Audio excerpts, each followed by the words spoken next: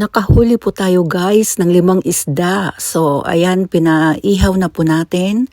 At ang rule pala nila dito, per isda is 600 yen ang babayaran. So nagbayad po ako ng 3,000 yen kasi 5 yun. So 3,000 yen.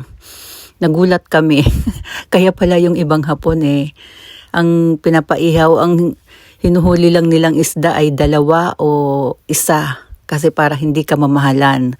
Ganun pala ang technique dito. Hanap naman po tayo ng mauupuan na table para kainin natin ang ating mga inihaw na isda. Ang dami nakikita natin na ang dami talagang mga tao dito.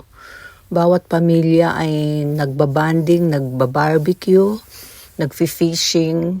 Which is napakasarap naman kasi mag-stay dito kasi very fresh at saka ang daming mga puno kaya hindi ka talaga maiinitan. Sa summer siguro napakaraming tao dito. Punta ulit tayo.